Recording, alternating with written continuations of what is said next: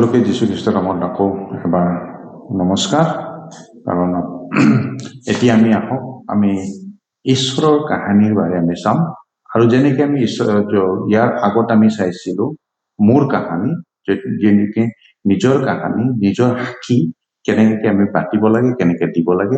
এতিয়া চাম ঈশ্বৰৰ কাহিনী, যিটো নেকি ঈশ্বৰৰ কাহিনীৰ যোগেদি আমি হ'ব বাৰ্তাটো প্ৰচাৰ কৰিম। কাৰণ এইটো দ্বিতীয় ফিল্ডত আমি গৈ আছো।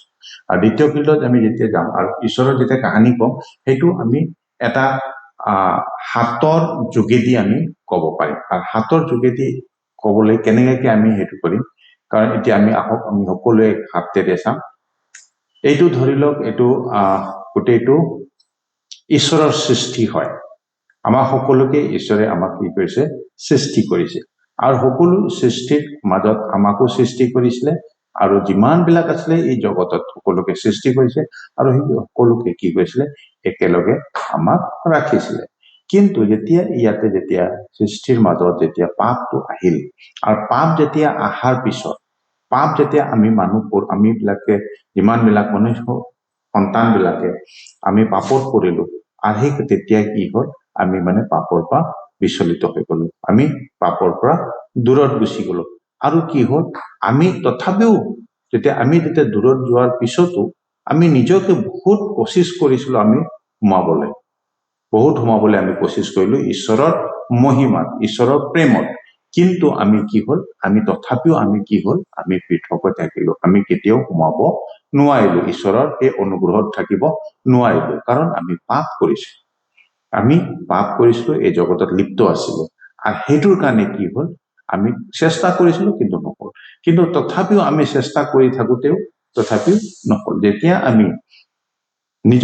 আমি ঈশ্বৰক চেষ্টা কৰিলো, চেষ্টা কৰোতে নহল। কিন্তু ঈশ্বৰে এটা পৰিকল্পনা কৰিলে। আৰু সেইটো পৰিকল্পনাটো কি আছে, ঈশ্বৰে এই জগতত আহিছিল, তেওঁৰ পাপ নাছিল, কিন্তু তেওঁ আহিছিল ঈশ্বৰৰ পুত্ৰ হৈ পেলাই। যীশু খ্ৰীষ্ট আহিছিল এই জগতত, আহি পেলাই তেওঁ কি হ'ল, তেওঁ নিজকে বলিদান দিলে। আৰু তেওঁ ক্ৰুচ কালভাৰীত তেওঁ নিজকে কি কৰিলে, ক্ৰুচ কালভাৰীত তেওঁ নিজকে মৃত্যু দিলে। আৰু ক্ৰুচত তেওঁ টাঙা হ'ল। আৰু সেই টাঙাৰ পিছত তেওঁ 3 দিনৰ পিছত আকৌ কি হ'ল, জি উঠিলে।